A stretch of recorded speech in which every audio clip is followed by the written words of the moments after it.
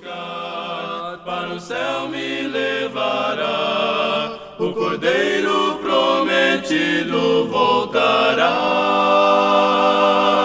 Cristo manda atento estar, vigiar e sempre orar, para o toque da trombeta escutar. Olá, bom ter vocês aqui para esta próxima aula, a quarta aula, a volta de Jesus Cristo. E nesta aula teremos como tema a prontidão. Vimos na primeira aula sobre os três grandes entendimentos sobre a volta de Cristo. Na segunda aula, vimos como naturalmente o homem é propenso para a desobediência. Na terceira aula, vimos que os sinais descritos em Mateus 24 até o versículo 34 se refere à destruição de Jerusalém, descrevendo uma tribulação como nunca houve e jamais haverá, e que se esse tempo não fosse abreviado, nenhum se salvaria. Então este tempo foi abreviado e 97.000 foram salvos, foram levados para o cativeiro. Nesta quarta aula, veremos o que temos que fazer para sermos recebidos pelo nosso Salvador quando Ele voltar. Nesta aula, iremos falar sobre a prontidão. Em Mateus 24, do 37 ao 51, a volta de Jesus não pode nos pegar desprevenido. Jesus nos dá 4 ilustrações de como será inesperada a sua volta. Vou fazer aqui a leitura de Mateus 24, do 37 ao 51. Pois como foi dito nos dias de Noé, assim será também a vinda do Filho do Homem. Porquanto, assim como nos dias anteriores ao dilúvio, comiam, bebiam, casavam-se e davam-se em casamento, até o dia em que Noé entrou na arca. E não perceberam, até que veio o dilúvio e os levou a todos. Assim será também a vinda do Filho do Homem. Então, estando 2 homens no campo, será levado um e deixado o outro. Estando 2 mulheres a trabalhar no moinho, será levada uma e deixada a outra. Vigiai, porque não sabeis em que dia vem o nosso Senhor. Sabeis, porém, isto: se o dono da casa soubesse a que vigília da noite havia de vir o ladrão, vigiaria e não deixaria minar a sua casa. Por isso, ficai também vós apercebidos, porque numa hora em que não penseis, virá o Filho do Homem. Quem é, pois, o servo fiel e prudente, que o Senhor pôs sobre os seus serviçais, para que a tempo dar-lhes o sustento? Bem-aventurado aquele servo a quem o Senhor, quando vier, achar assim fazendo. Em verdade vos digo que o porá sobre todos os seus bens. Mas, se aquele outro, o mau servo, disser no seu coração: meu Senhor tarda em vir, e começar a espancar os seus conservos, e comer e beber com os ébrios, virá o Senhor daquele servo no dia em que não espera, e numa hora em que não sabes, e cortá-lo-á pelo meio e lhe dará a sua parte com os hipócritas. Ali haverá choro e ranger de dentes. Meus amados irmãos, quando fala assim como nos dias anteriores ao dilúvio, comiam, bebiam, casavam-se e davam-se em casamento, até o dia em que Noé entrou na arca e não perceberam, até que veio o dilúvio e os levou a todos. A arca salvou a vida de Noé, e os que ficaram foram todos mortos. Tudo será destruído. Então os que forem deixados aqui na terra, eles serão destruídos juntamente com a terra. Então a volta de Jesus não pode nos pegar desprevenidos. Jesus nos dá 4 ilustrações de como será inesperada a sua volta. As pessoas estarão desatentas. Todos estarão trabalhando, cristãos e não cristãos, mas somente os cristãos serão levados. Jesus virá como ladrão, de maneira repentina. Quando menos esperamos, Jesus voltará. Você está preparado para a volta de Jesus? Você está esperando Jesus voltar a qualquer momento? Como me preparar para a volta de Jesus? Você está preparado para a volta de Jesus? Como me preparar para a volta de Jesus? Temos alguns passos para estarmos preparados para recebê-lo, para sermos recebidos por ele também. E a primeira coisa que nós temos que fazer é ouvindo as palavras do Mestre Jesus. Romanos 10:17 vai dizer assim: logo a fé é pelo ouvir, e ouvir pela palavra de Deus. Então a fé vem pelo ouvir. Crer. Nós nos preparamos crendo. João 3,16 diz assim: porque Deus amou o mundo de tal maneira que deu seu Filho unigênito, para que todo aquele que nele crê não pereça, mas tenha vida eterna. João 8,24 vai dizer assim: por isso vos disse que morrereis em vossos pecados, porque se não crerdes que eu sou, morrereis em vossos pecados. Então, para não morrermos em nossos pecados, temos que crer que Jesus é. Atos 17:30 diz assim: mas Deus, não levando em conta os tempos da ignorância, manda agora que todos os homens em todos os lugares se arrependam. 2 Coríntios 7:10. Porque a tristeza segundo Deus opera arrependimento para a salvação, o qual não traz pesar, mas a tristeza do mundo opera a morte. Arrepender é reconhecer que somente Jesus pode perdoar os seus pecados. E uma vez que você sabe que você por você mesmo não pode salvar, que você necessita de um Salvador, que você reconhece Jesus, então confesse.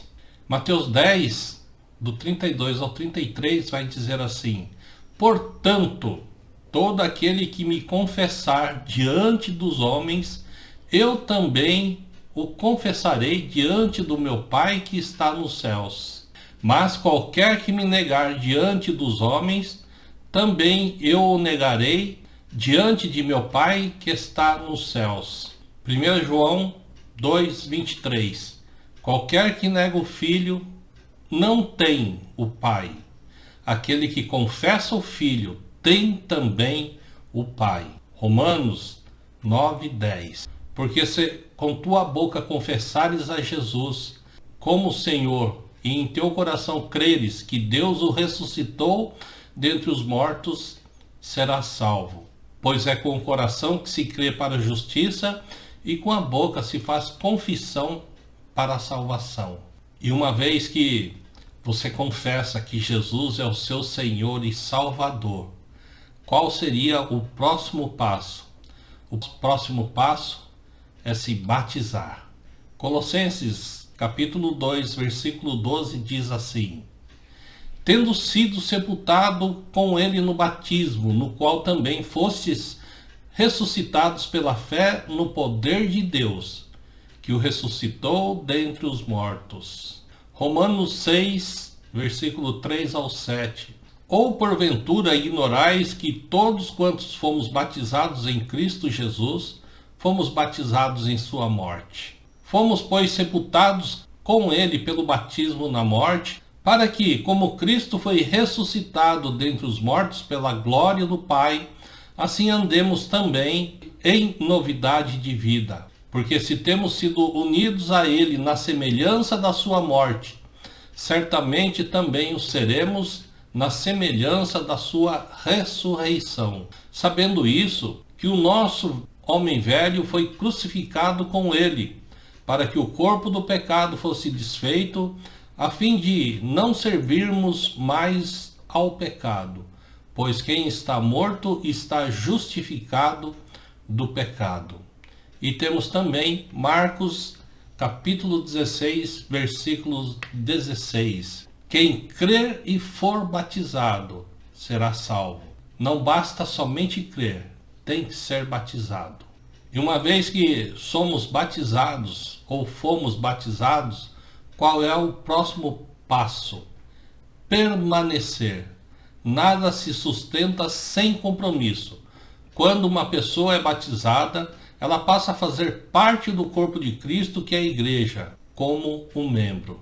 Colossenses capítulo 2, versículo do 6 ao 8, diz assim: Portanto, assim como recebestes a Cristo Jesus, o Senhor, assim também andai nele, arraigados e edificados nele e confirmados na fé, assim como fostes ensinados, abundando em ação de graça, tendo cuidado para que ninguém vos faça presa sua por meio de filosofias e vãs sutilezas, segundo a tradição dos homens, segundo os rudimentos do mundo e não segundo Cristo. Efésios capítulo 4, versículo do 15 ao 17, diz assim: Antes, seguindo a verdade em amor, cresçamos em tudo naquele que é a cabeça, Cristo, no qual o corpo inteiro, bem ajustado e ligado pelo auxílio de todas as juntas,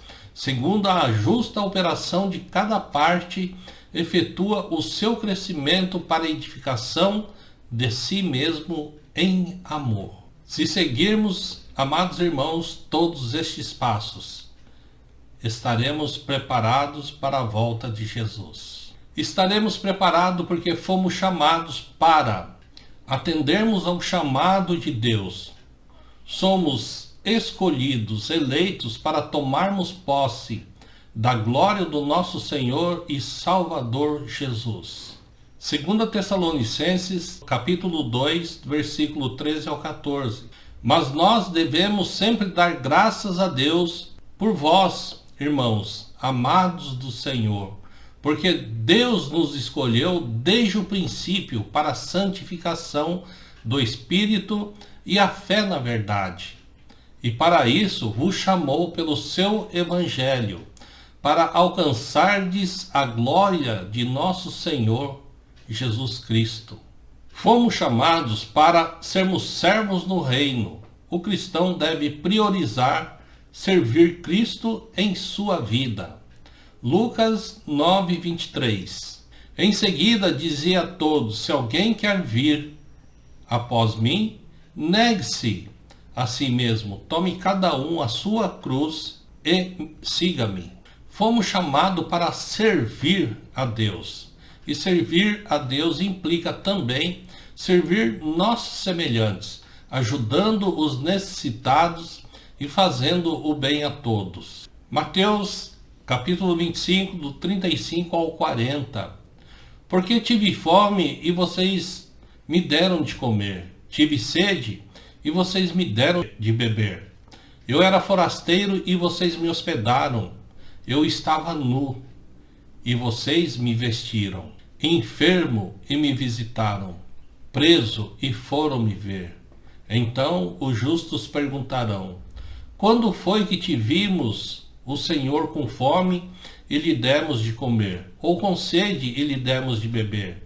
E quando foi que vimos o Senhor como forasteiro e o hospedamos, ou nu e o vestimos? E quando foi que vimos o Senhor enfermo ou preso e fomos visitá-lo? O rei, respondendo, lhes dirá: em verdade, lhes digo que, sempre que fizerem a um desses meus pequeninos irmãos, foi a mim que o fizeram. Fomos chamados para fazer boas obras. Através das boas obras, pessoas buscam, através das boas obras do cristão, pessoas buscam glorificar a Deus. Mateus capítulo 5, do versículo 14 ao 16 diz assim: vocês são a luz do mundo. Não se pode esconder uma cidade situada no alto de um monte. Nem se acende uma lamparina para colocá-la debaixo de um cesto, mas num lugar adequado onde ilumina bem todos os que estão na casa. Assim brilhe também a luz de vocês diante dos outros, para que vejam as boas obras que vocês fazem e glorifiquem ao Pai de vocês que está nos céus. Fomos chamados para sermos morada do Espírito Santo. 1 Coríntios 3,16 diz assim: não sabeis vós que sois santuários de Deus e que o Espírito de Deus habita em vós? Fomos chamados para sermos pedras vivas na edificação de uma casa espiritual, sermos sacerdócio real e oferecer sacrifício espiritual. 1 Pedro capítulo 2, versículo 5 diz assim: vós também, quais pedras vivas, sois edificados como casa espiritual, para serdes sacerdócio santo, a fim de oferecerdes sacrifícios espirituais aceitáveis a Deus por Jesus Cristo. Fomos chamados para adorarmos a Deus em espírito e em verdade. Fomos chamados para recebermos misericórdia e encontrarmos graça que nos ajudará nos momentos de necessidade. Quando a igreja obedece ao Senhor, ela desfruta de um privilégio sagrado por ser chamado para adorar a Deus. Fomos chamados para santificação. Fomos chamados para sermos irrepreensíveis, sinceros e inculpáveis no meio de uma geração pervertida e corrupta. Sermos luz do mundo. Fomos chamados para termos comunhão, perseverança e alegria em Jesus. Atos 2, do 44 ao 47, diz assim: todos os que criam estavam unidos e tinham tudo em comum, e vendiam suas propriedades e bens e os repartiam por todos, segundo a necessidade de cada um. E perseverando unânimes todos os dias no templo, e partindo pão em casa, comiam com alegria e singeleza de coração, louvando a Deus e caindo na graça de todo o povo. E cada dia acrescentava-lhes o Senhor os que iam sendo salvos. No corpo de Cristo, todos são importantes. 1 Coríntios 12, 22 diz assim: antes, os membros do corpo que parecem ser os mais fracos são necessários, e os que reputamos serem menos honrosos no corpo, a esse honramos muito mais, e aos que em nós são menos decorosos, damos muito mais honra. Porque os que em nós são mais nobres não têm necessidade disso, mas Deus assim formou o corpo, dando muito mais honra aos que tinham falta dela, para que não haja divisão no corpo, mas antes tenham os membros igual cuidado uns com os outros, de maneira que, se um membro padece, todos os membros padecem com ele, e se um membro é honrado, todos os membros se regozijam com ele. Ora, vós sois o corpo de Cristo e seus membros em particular. O julgamento. Romanos 14:10. Mas tu, por que julgas teu irmão? Ou tu também, por que desprezas teu irmão? Pois todos havemos de comparecer ante o tribunal de Cristo. Ou seja, não julgue seu irmão, não escandalize, esforcemo-nos para promover a paz. Hebreus 9, 28 e Mateus 25, 31, 32. Jesus virá como os judeus o esperavam, virá em sua glória com todos os anjos e se assentará no seu trono, e como pastor separará as ovelhas dos bodes. Hebreus 9, 28 diz assim: assim também Cristo, oferecendo-se uma vez para tirar os pecados de muitos, aparecerá segunda vez, sem pecado, aos que o esperam para salvação. Mateus 25, do 31 ao 32.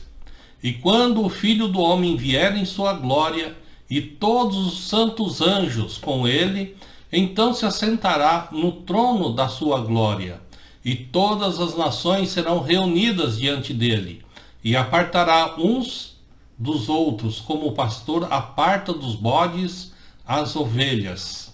Veja que a Bíblia nunca ensinou sobre um terceiro grupo de pessoas ou um terceiro lugar intermediário. Como está o seu relacionamento com o seu irmão?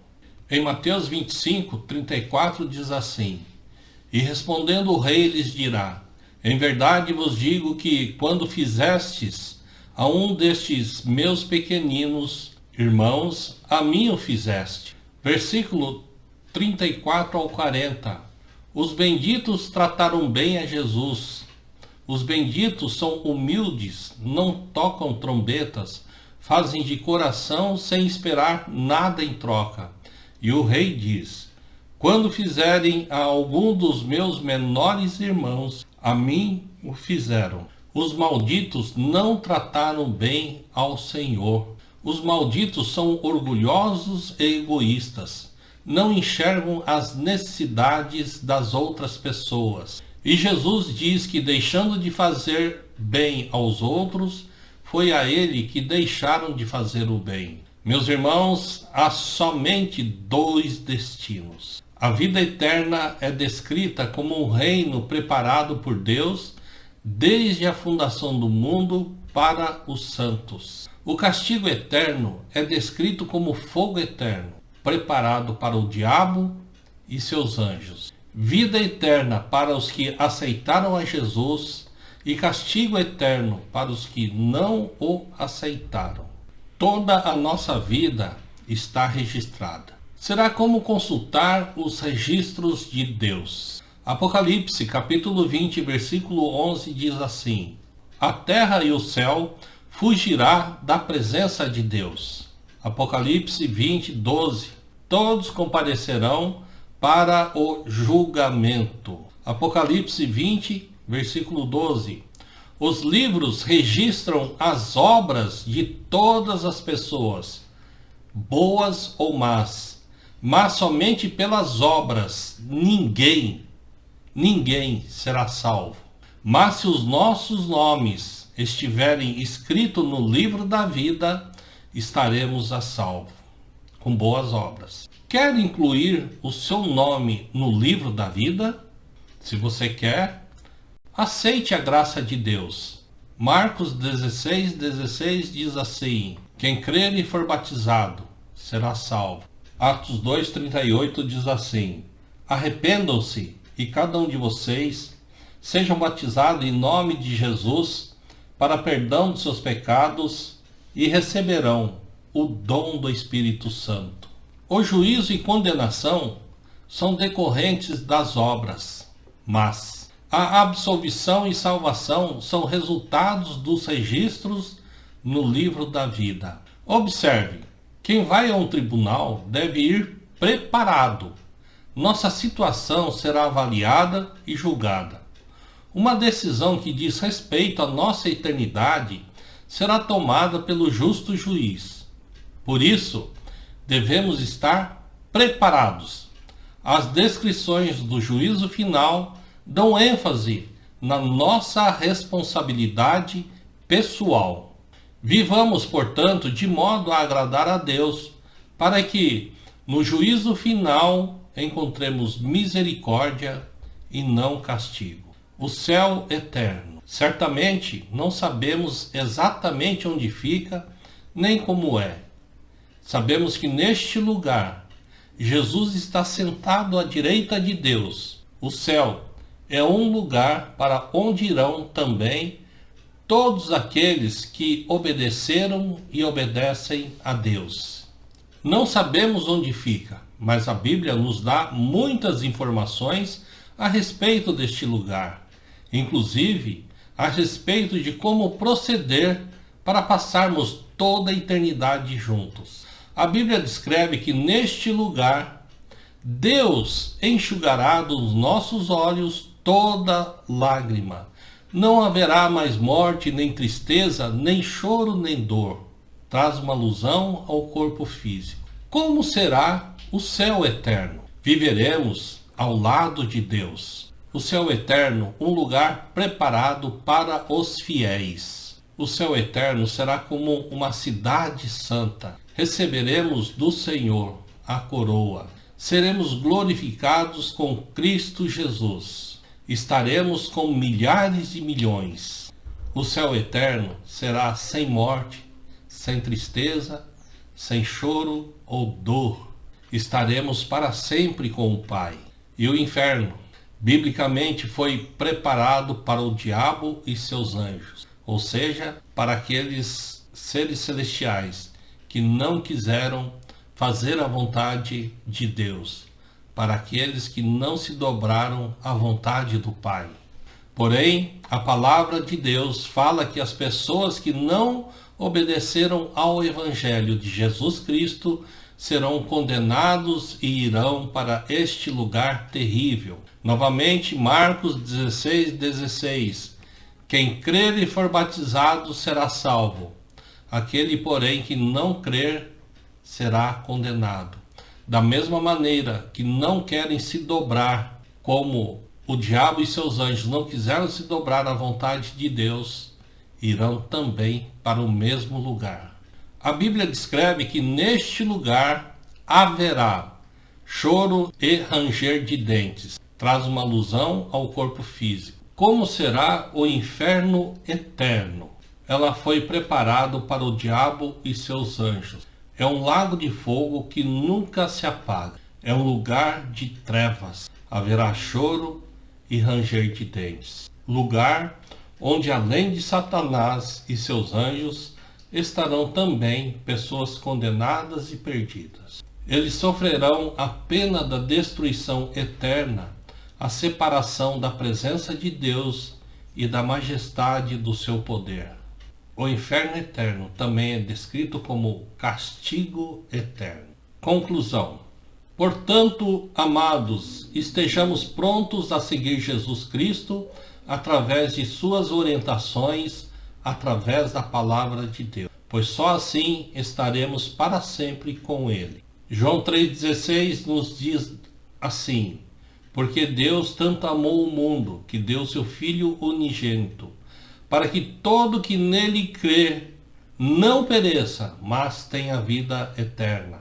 Feliz aquele que lê as palavras desta profecia, e felizes aqueles que ouvem e guardam o que nela está escrito, porque o tempo está próximo. Então me disse: não cele as palavras da profecia deste livro, pois o tempo está próximo. Continue o injusto a praticar injustiça, continue o imundo na imundície, continue o justo a praticar justiça, e continue o santo a santificar-se.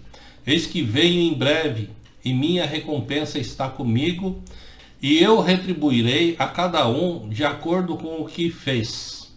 Conclusão. Então me disse: não cele as palavras da profecia deste livro, pois o tempo está próximo. Continue o injusto a praticar injustiça, continue o imundo na imundícia, continue o justo a praticar justiça, e continue o santo a santificar-se.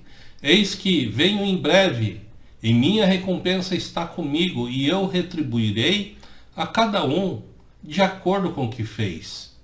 Eu sou o Alfa e o Ômega, o primeiro e o último, o princípio e o fim.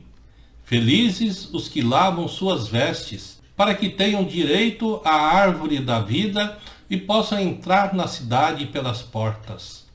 Ficam fora os cães, os que praticam feitiçaria, os que cometem imoralidades sexuais, os assassinos, os idólatras e todos os que amam e praticam a mentira. Eis que venho em breve.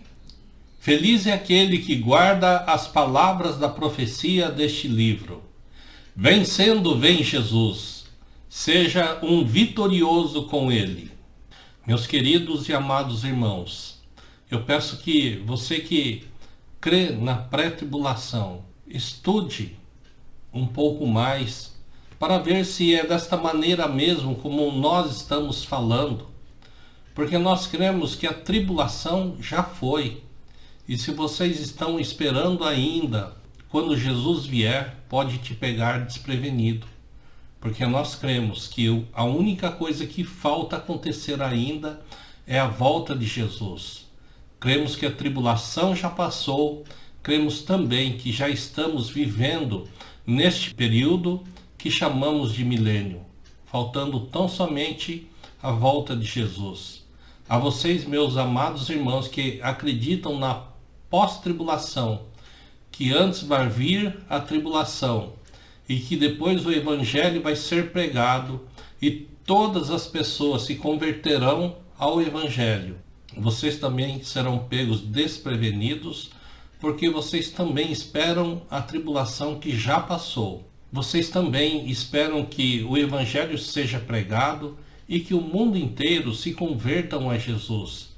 Mas nós vimos que os dias de Jesus será como nos dias de Noé. Em Mateus, como nos dias de Noé, eles casavam-se e davam-se em casamento, viviam a vida normalmente e de repente chegou o dia. A Bíblia vai nos dizer que um será levado e outro deixado. Isso nos diz que nem todos serão cristãos, nem todos estarão preparados para quando Jesus vier. Por isso eu peço, amados irmãos, que repensem e que vivam como se hoje fosse realmente o último dia. Que Jesus está à porta, como a Bíblia diz. A qualquer momento ele pode chegar. Que estejamos preparados para esse dia quando ele vier nos buscar. Amém? Fiquem com Deus e bom estudo.